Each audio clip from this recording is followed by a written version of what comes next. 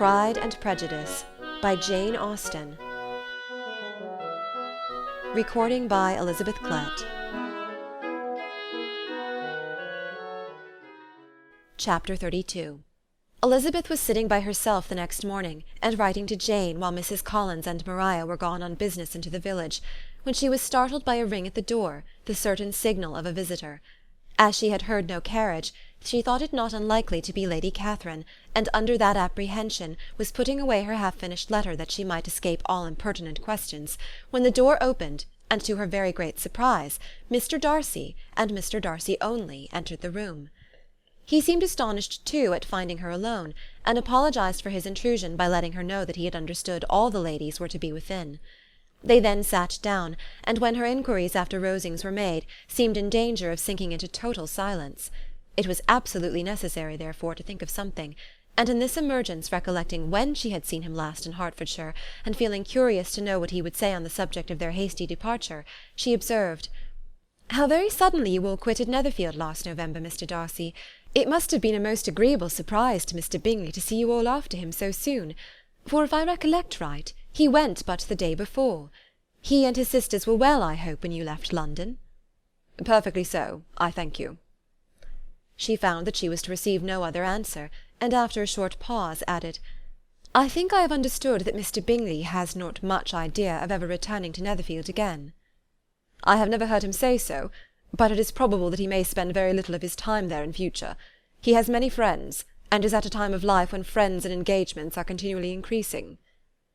"If he means to be but little at Netherfield, it would be better for the neighbourhood that he should give up the place entirely, for then we might possibly get a settled family there. But perhaps Mr. Bingley did not take the house so much for the convenience of the neighbourhood as for his own, and we must expect him to keep it or quit it on the same principle." "I should not be surprised," said Darcy, "if he were to give it up as soon as any eligible purchase offers." Elizabeth made no answer. She was afraid of talking longer of his friend, and having nothing else to say, was now determined to leave the trouble of finding a subject to him.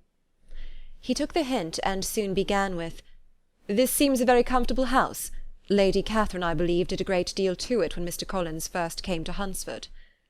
"I believe she did, and I am sure she could not have bestowed her kindness on a more grateful object." "Mr. Collins appears to be very fortunate in his choice of wife." "Yes, indeed. His friends may well rejoice in his having met with one of the very few sensible women who would have accepted him, or have made him happy if they had. My friend has an excellent understanding, though I am not certain that I consider her marrying Mr. Collins as the wisest thing she ever did. She seems perfectly happy, however, and in a prudential light it is certainly a very good match for her." "It must be very agreeable for her to be settled within so easy distance of her family and friends." "An easy distance, do you call it? It is nearly 50 miles." "And what is 50 miles of good road? Little more than half a day's journey.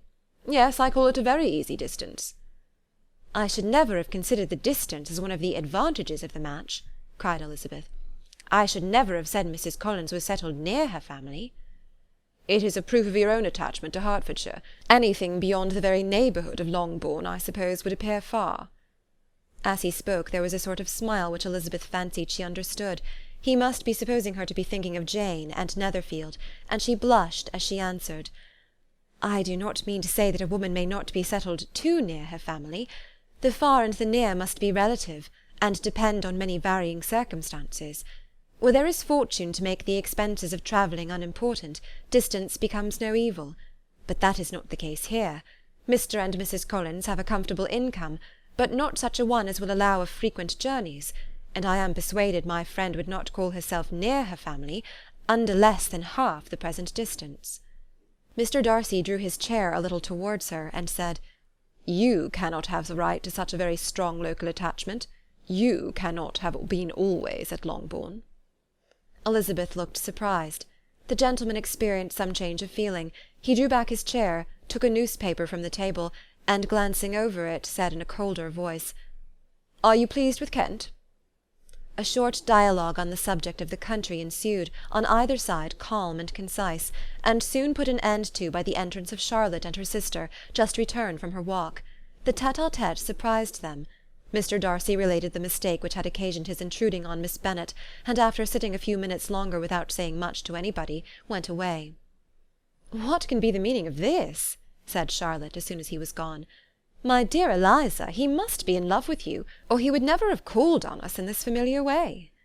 But when Elizabeth told of his silence, it did not seem very likely, even to Charlotte's wishes, to be the case, and after various conjectures they could at last only suppose his visit to proceed from the difficulty of finding anything to do, which was the more probable from the time of year. All field sports were over. Within doors there was Lady Catherine, books, and a billiard-table, but a gentleman cannot always be within doors, and in the nearness of the parsonage, or the pleasantness of the walk to it, or of the people who lived in it, the two cousins found a temptation from this period of walking thither almost every day. They called at various times of the morning, sometimes separately, sometimes together, and now and then accompanied by their aunt. It was plain to them all that Colonel Fitzwilliam came because he had pleasure in their society, a persuasion which of course recommended him still more, and Elizabeth was reminded by her own satisfaction in being with him, as well as by his evident admiration of her former favourite George Wickham, and though in comparing them she saw there was less captivating softness in Colonel Fitzwilliam's manners, she believed he might have the best informed mind. But why Mr. Darcy came so often to the parsonage it was more difficult to understand. It could not be for society, as he frequently sat there 10 minutes together without opening his lips, and when he did speak it seemed the effect of necessity rather than of choice, a sacrifice to propriety, not a pleasure to himself. He seldom appeared really animated. Mrs. Collins knew not what to make of him. Colonel Fitzwilliam's occasionally laughing at his stupidity proved that he was generally different, which her own knowledge of him could not have told her, and as she would like to have believed this change the effect of love, and the object of that love her friend Eliza, she set herself seriously at work to find it out.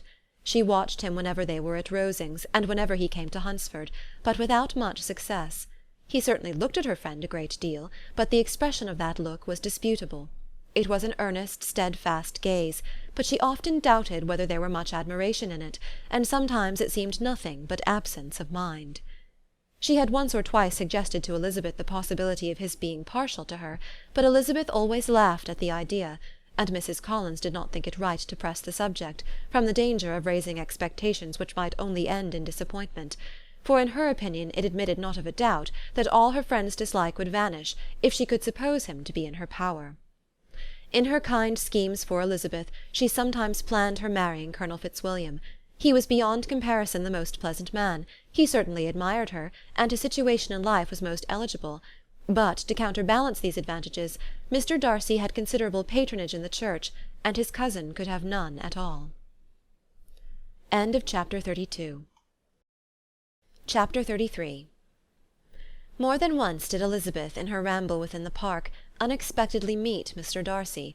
She felt all the perverseness of the mischance that should bring him where no one else was brought, and, to prevent its ever happening again, took care to inform him at first that it was a favourite haunt of hers.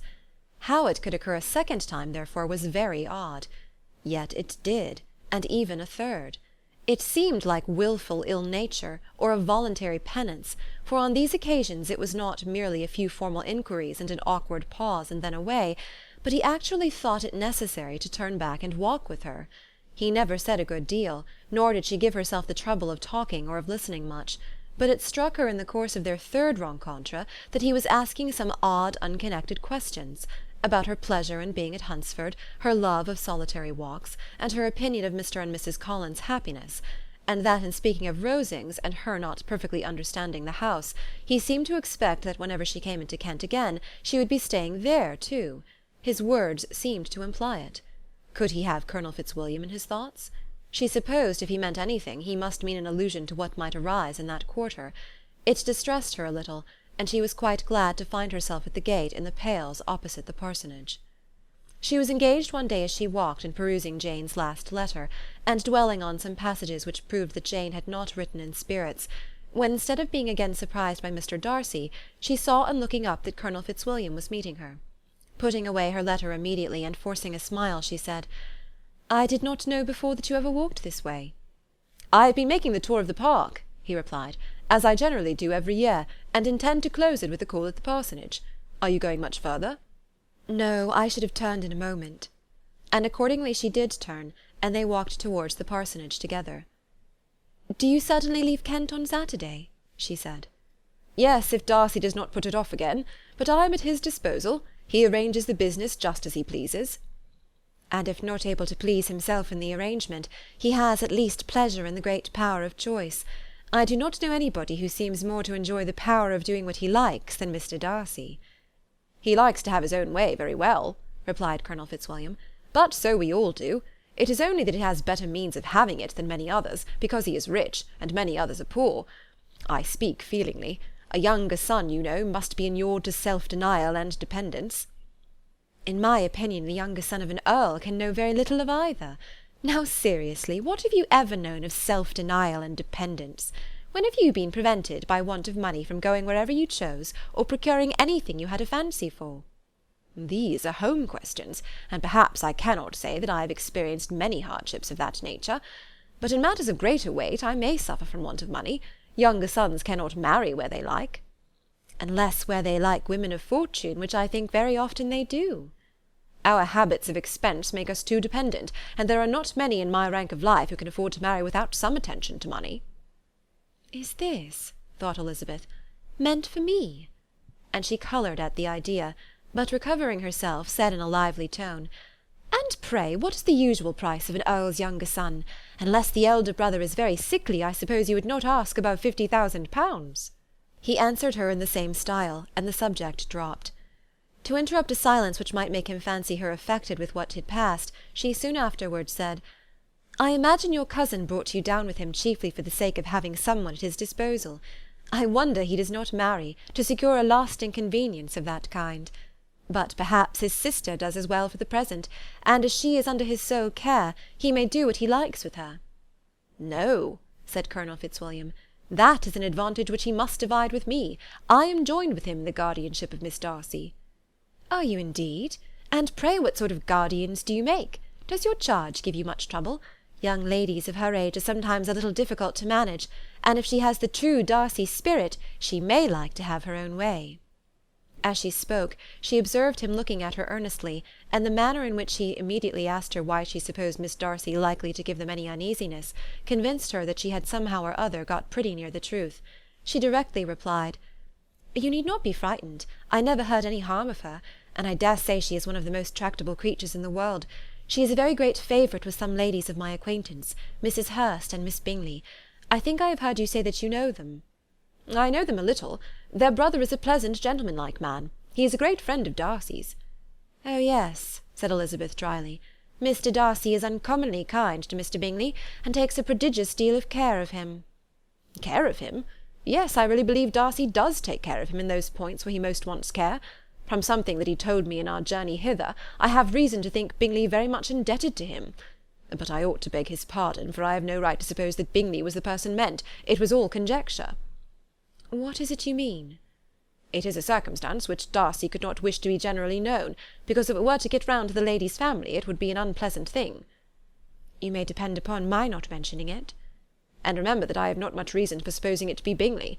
What he told me was merely this, that he congratulated himself on having lately saved a friend from the inconveniences of a most imprudent marriage, but without mentioning names or any other particulars, and I only suspected it to be Bingley from believing him the kind of young man to get into a scrape of that sort, and from knowing them to have been together the whole of last summer." "Did Mr. Darcy give you reasons for this interference?" "I understood that there are some very strong objections against the lady." "And what arts did he use to separate them?" "He did not talk to me of his own arts," said Fitzwilliam, smiling. "He only told me what I have told you now." Elizabeth made no answer, and walked on, her heart swelling with indignation. After watching her a little, Fitzwilliam asked her why she was so thoughtful. "I am thinking of what you have been telling me," said she. "Your cousin's conduct does not suit my feelings. Why was he to be the judge?" "You are rather disposed to call his interference officious?" "I do not see what right Mr. Darcy had to decide on the propriety of his friend's inclination, or why upon his own judgment alone he was to determine and direct in what manner his friend was to be happy. But," she continued, recollecting herself, "as we know none of the particulars, it is not fair to condemn him. It is not to be supposed that there was much affection in the case." "That is not an unnatural surmise," said Fitzwilliam, "but it is a lessening of the honour of my cousin's triumph very sadly." This was spoken jestingly, but it appeared to her so just a picture of Mr. Darcy that she would not trust herself with an answer, and therefore, abruptly changing the conversation, talked on indifferent matters until they reached the parsonage. There, shut into her own room as soon as their visitor left them, she could think without interruption of all that she had heard. It was not to be supposed that any other people could be meant than those with whom she was connected. There could not exist in the world two men over whom Mr. Darcy could have such boundless influence. That he had been concerned in the measures taken to separate Bingley and Jane she had never doubted, but she had always attributed to Miss Bingley the principal design and arrangement of them. If his own vanity, however, did not mislead him, he was the cause, his pride and caprice were the cause, of all that Jane had suffered and still continued to suffer. He had ruined for a while every hope of happiness for the most affectionate, generous heart in the world, and no one could say how lasting an evil he might have inflicted. "There were some very strong objections against the lady," were Colonel Fitzwilliam's words, and those strong objections probably were, her having one uncle who was a country attorney, and another who was in business in London. "To Jane herself," she exclaimed, "there could be no possibility of objection, all loveliness and goodness as she is. Her understanding excellent, her mind improved, and her manners captivating. Neither could anything be urged against my father, who, though with some peculiarities, has abilities Mr. Darcy himself need not disdain, and respectability which he will probably never reach." When she thought of her mother, her confidence gave way a little, but she would not allow that any objections there had material weight with Mr. Darcy, whose pride, she was convinced, would receive a deeper wound from the want of importance in his friends' connections, than from their want of sense, and she was quite decided at last that he had been partly governed by this worst kind of pride, and partly by the wish of retaining Mr. Bingley for his sister. The agitation and tears which the subject occasioned brought on a headache, and it grew so much worse towards the evening that, added to her unwillingness to see Mr. Darcy, it determined her not to attend her cousins to Rosings, where they were engaged to drink tea. Mrs. Collins, seeing that she was really unwell, did not press her to go, and as much as possible prevented her husband from pressing her, but Mr. Collins could not conceal his apprehension of Lady Catherine's being rather displeased by her staying at home. Chapter 34.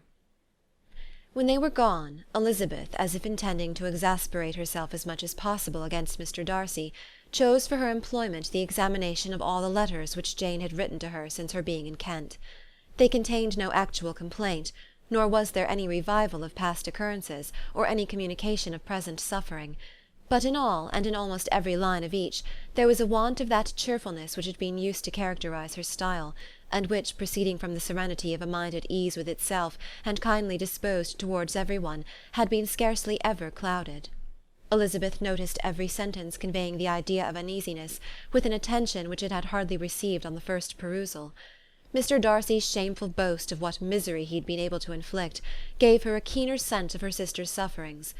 It was some consolation to think that his visit to Rosings was to end on the day after the next, and a still greater, that in less than a fortnight she should herself be with Jane again, and enabled to contribute to the recovery of her spirits by all that affection could do. She could not think of Darcy's leaving Kent without remembering that his cousin was to go with him, but Colonel Fitzwilliam had made it clear that he had no intentions at all, and agreeable as he was, she did not mean to be unhappy about him.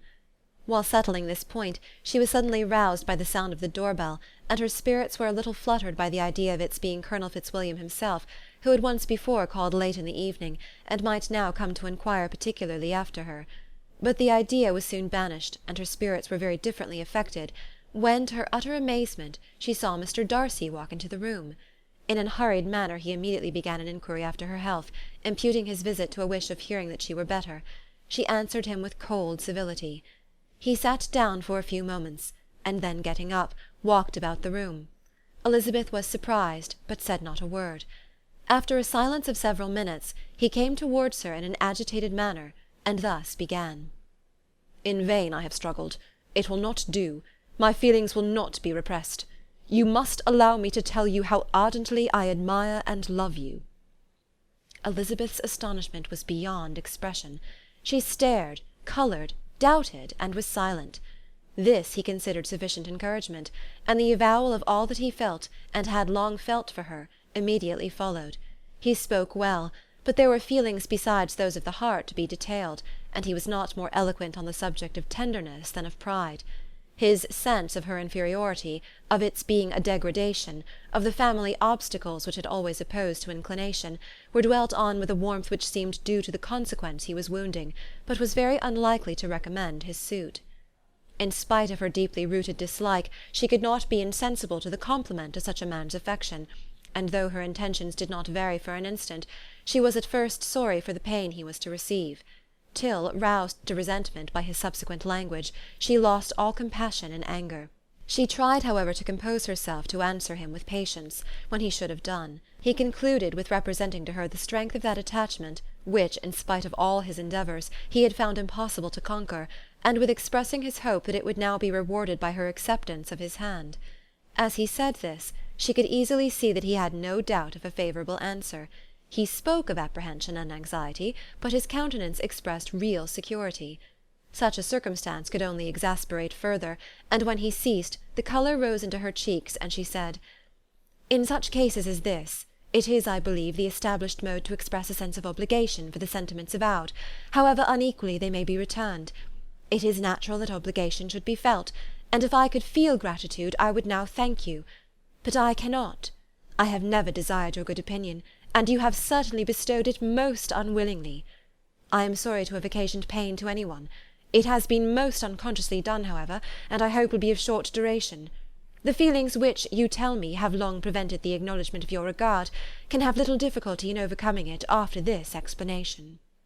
Mr. Darcy, who was leaning against the mantelpiece with his eyes fixed on her face, seemed to catch her words with no less resentment than surprise. His complexion became pale with anger, and the disturbance of his mind was visible in every feature. He was struggling for the appearance of composure, and would not open his lips till he believed himself to have attained it. The pause was to Elizabeth's feelings dreadful.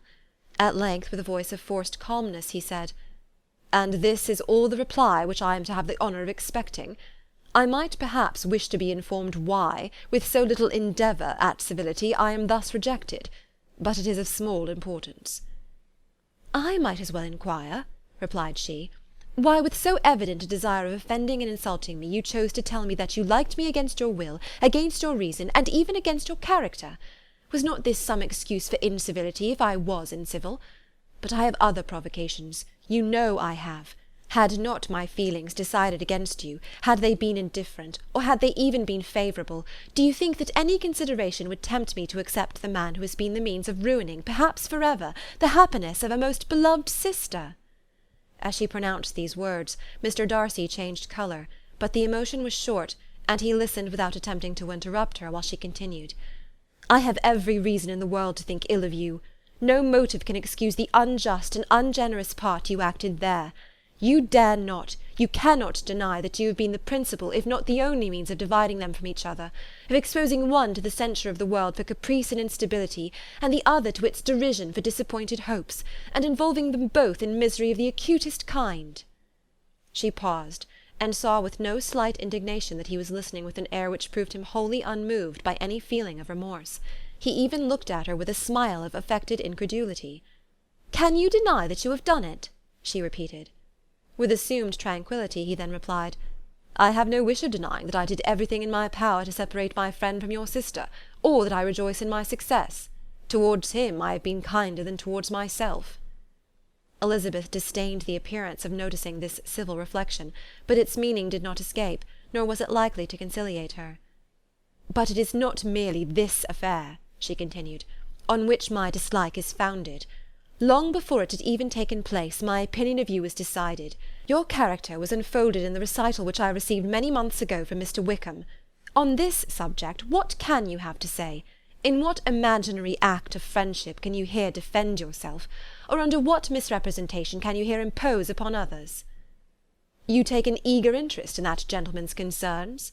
said Darcy in a less tranquil tone, and with a heightened colour. "Who that knows what his misfortunes have been can help feeling an interest in him?" "His misfortunes!" repeated Darcy contemptuously. "Yes, his misfortunes have been great indeed." "And of your infliction," cried Elizabeth with energy. "You have reduced him to his present state of poverty, comparative poverty. You have withheld the advantages which you must know to have been designed for him. You have deprived the best years of his life of that independence which was no less his due than his desert. You have done all this, and yet you can treat the mention of his misfortune with contempt and ridicule." "And this," cried Darcy, as he walked with quick steps across the room, "is your opinion of me? This is the estimation in which you hold me? I thank you for explaining it so fully. My faults, according to this calculation, are heavy indeed. But perhaps," added he, stopping in his walk and turning towards her, "these offences might have been overlooked, had not your pride been hurt by my honest confession of the scruples that had long prevented my forming any serious design. These bitter accusations might have been suppressed, had I, with greater policy, concealed my struggles, and flattered you into the belief of my being impelled by unqualified, unalloyed inclination, by reason, by reflection, by everything. But disguise of every sort is my abhorrence. Nor am I ashamed of the feelings I related. They were natural and just. Could you expect me to rejoice in the inferiority of your connections? To congratulate myself on the hope of relations whose condition in life is so decidedly beneath my own?" Elizabeth felt herself growing more angry every moment, yet she tried to the utmost to speak with composure when she said, "You are mistaken, Mr. Darcy, if you suppose that the mode of your declaration affected me in any other way than as it spared the concern which I might have felt in refusing you, had you behaved in a more gentlemanlike manner." She saw him start at this, but he said nothing, and she continued, "You could not have made the offer of your hand in any possible way that would have tempted me to accept it." Again his astonishment was obvious, and he looked at her with an expression of mingled incredulity and mortification. She went on, "From the very beginning, from the first moment, I may almost say, of my acquaintance with you, your manners, impressing me with the fullest belief of your arrogance, your conceit, and your selfish disdain for the feelings of others, were such as to form the groundwork of disapprobation, on which succeeding events have built so immovable a dislike. And I had not known you a month before I felt that you were the last man in the world whom I could ever be prevailed on to marry." "You have said quite enough, madam. I perfectly comprehend your feelings, and have now only to be ashamed of what my own have been. Forgive me for having taken up so much of your time, and accept my best wishes for your health and happiness." And with these words he hastily left the room, and Elizabeth heard him the next moment open the front door and quit the house.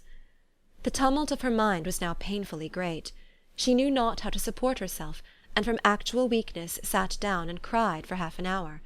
Her astonishment, as she reflected on what had passed, was increased by every review of it. That she should receive an offer of marriage from Mr. Darcy! That he should have been in love with her for so many months! So much in love as to wish to marry her in spite of all the objections which had made him prevent his friends marrying her sister, and which must appear at least with equal force in his own case, was almost incredible. It was gratifying to have inspired unconsciously so strong an affection.